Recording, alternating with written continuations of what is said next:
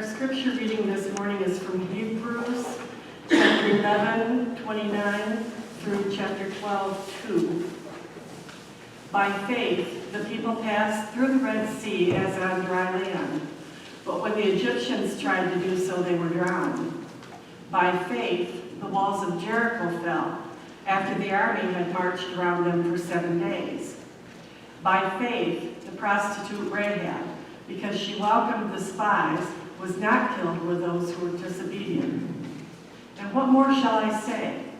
I do not have time to tell about Gideon, Barak, Samson, and Jephthah, about David and Samuel and the prophets, who through faith conquered kingdoms, administered justice, and gained what was promised, who shut the mouths of lions, quenched the fury of the flames, and escaped the edge of the sword, whose weakness was turned to strength, and who became powerful in battle and routed foreign armies. Women received back their dead, raised to life again. There were others who were tortured, refusing to be released so that they might gain an even better resurrection.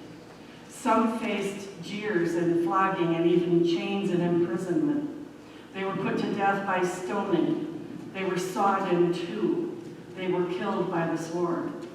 They went about in sheepskins and goatskins, destitute, persecuted, and mistreated. The world was not worthy of them. They wandered in deserts and mountains, living in caves and in holes in the ground. These were all commended for their faith, yet none of them received what had been promised, since God had planned something better for us, so that only together with us would they be made perfect. Therefore, since we are surrounded by such a great cloud of witnesses, let us throw off everything that hinders and sin that so easily entangles. And let us run with perseverance the race marked out for us, fixing our eyes on Jesus, the pioneer and perfecter of faith. For the joy set before him, he endured the cross, scorning its shame, and sat down at the right hand of the throne of God. May the Lord add his blessing to the reading of his word. Thank you, Mary. How are y'all this morning? Are you great? Okay, I'm just checking. Some of you don't look like you're quite there yet. What about you? I'm good. I'm good. So everybody was kind of putting in their 2 cents about school.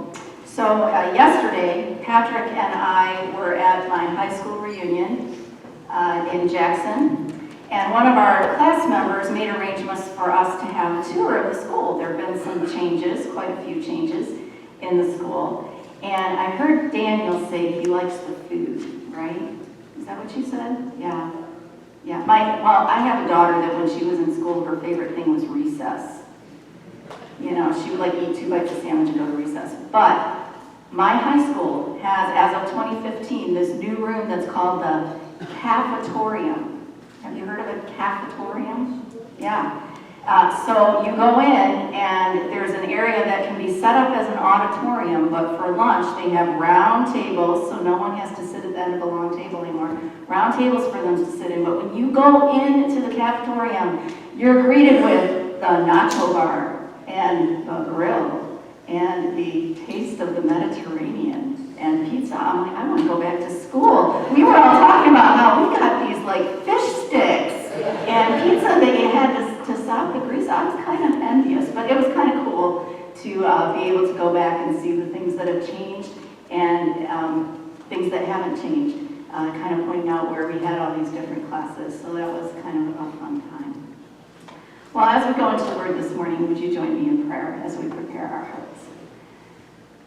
Father, we come to you from busy schedules and going into busy schedules, and this is a time for us to step apart, to be with you, to hear your voice, to be refreshed and rejuvenated in our faith and our trust. Remove from our mind those things that would distract us from hearing your voice this morning and listening to the Spirit's call to rest in you. And it's in Jesus' name that we ask this. Amen. So last week and this week, I'm preaching from Hebrews chapter 11. And last week, my message was titled Faith is Fundamental, and I talked about how our faith has a firm foundation in our almighty, unchangeable God. That our faith is active, that in this book of Hebrews, faith resulted in people doing things by faith. And also that faith sees the future in the present. Abraham stepped out. Abraham was looking to what is still yet future for us, our eternity with the Lord. In the Old Testament, they were looking to the future of the coming Messiah, and that they lived as if it was a certain fact in the present. And this week, I've titled the message, Faith No Matter What. And we're going to look at the living examples of people from this passage that Mary read for us. And so the first thing I want to remind us of is that faith is for the frail. If you take a closer look at the members of this hall of faith, you will find people who were frail. They were people who failed. But they are not remembered for their failure. They are remembered for their faith. It's their faith that qualified them for being mentioned in this book of Hebrews in chapter 11. And it reminds us that people of great faith are ordinary, everyday people. They don't have some super special ability to trust and obey. They are simply people like you and me. People like you and me who have decided that God is who he says he is, and that he will do what he says he will do. Warren Wiersbe states that faith is possible to all kinds of believers in all kinds of situations. It's not a luxury for just a few elite saints. It is a necessity for all of God's people. And so let's look at some of the people that were mentioned in today's passage. Moses was a murderer who fled into self-imposed exile. And yet it was by faith that he responded to God's call from a burning bush and became the deliverer of the nation of Israel, leading them into the promised land. Rahab was mentioned. Rahab was a common prostitute and a foreigner, not even a Hebrew, whose simple faith in the God that she had only heard about led her to protect the spies that came to Jericho and eventually save herself and her family.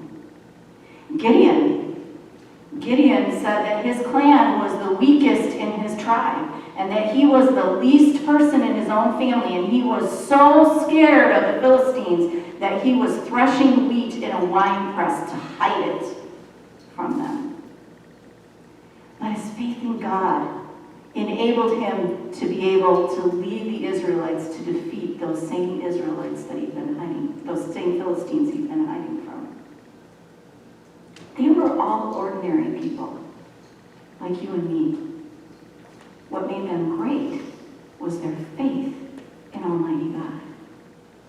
How do I know that? Because God says so in this chapter in Hebrews. You and I, no matter what our background, no matter what our experience, our circumstances, or our resources, we can be hall of faithers like they are. Because faith is for people who are ordinary, who are frail. God says so. So are you struggling with something that's going on in your life right now? Hebrews 11 reminds you and me that faith is a sure thing when it's placed in God. Faith is enough to get you through no matter how frail you feel or how many times you've failed. Faith is for the frail. But faith is also not for the faint. It is said that the African impala can jump to a height of over 10 feet and cover a distance greater than 30 feet. Yet they can be kept in an enclosure in any zoo with a 3-foot wall without fear that they will escape. Why? Because they will not jump if they cannot see where they will land. Faith is for the but faith is not for the faint. And by that I mean the faint of heart. Living a life of faith requires that we move out into uncharted, unseen territory in life. We won't know where we're going or what the outcome might be. In his book, If You Want to Walk on Water, You've Got to Get Out of the Boat, John Ortberg writes the following: the decision to grow always involves a choice between risk and comfort. This means that to be a follower of Jesus, you must renounce comfort as the ultimate value of your life. And that's sobering news to most of us because we're into comfort. But water walkers master failure. Did Peter fail? Failure is not an event, but rather a judgment about an event. Failure is not something that happens to us or a label we attach to things. It's a way we think about outcomes. So did Peter fail, referring to Peter walking on water and sinking. Did Peter fail? Ortberg says, well, I suppose in a way he did. His faith wasn't strong enough. His doubts were stronger. He saw the wind. He took his eyes off of where they should have been, and he sank. He failed. But here's what I think. I think there were 11 bigger failures sitting in the boat. They failed quietly. They failed privately. Their failure went unnoticed, unobserved, uncriticized. Only Peter knew the shame of public failure, but only Peter knew two other things as well. Only Peter knew the glory of walking on water. He alone knew what it was to attempt to do what he was not capable of doing on his own. And then feeling the euphoria of being empowered by God to actually do it. And once you walk on water, you never forget it for the rest of your life. You see, faith involves risk of not knowing where we're going to land. We read in verses 33 to 35 of this chapter 11 that through faith, these people that were mentioned conquered kingdoms, administered justice, and gained what was promised, shut the mouths of lions, quenched the fury of the flames, and escaped the edge of the sword. Their weakness was turned to strength, and they became powerful in battle and routed foreign armies. Women received back their dead, raised to life again. He's referring to stories from the Old Testament history that the people who were listening would know about, that we should know about. One of them is one of our most favorite Sunday school stories about Shadrach, Meshach, and Abednego. They're perhaps one of the most famous and cherished examples of bold faith for adults and children alike. They faced the choice to bow down before the king's idol or to be thrown into a fiery furnace. And this is what is said in Daniel 3:16 to 18 when they give the king their decision. Shadrach, Meshach, and Abednego replied to the king, "O Nebuchadnezzar, we don't need to defend ourselves before you in this matter. If we are thrown into the blazing furnace, the God we serve is able to save us from it, and he will rescue us from your hand, O king. But even if he does not, we want you to know, O king, that we will not serve your gods or worship the image of gold you have set up." We love this story. They were so bold and they were so brave. And what happened? What happened? They were saved. They miraculously survived the fire and they didn't even smell like smoke. I gotta tell you, I walk out when Patrick's having a little bonfire out there, and after 1 minute standing there, I smell like smoke. They didn't even smell like smoke. Because by faith, they took the risk of obedience in the face of death.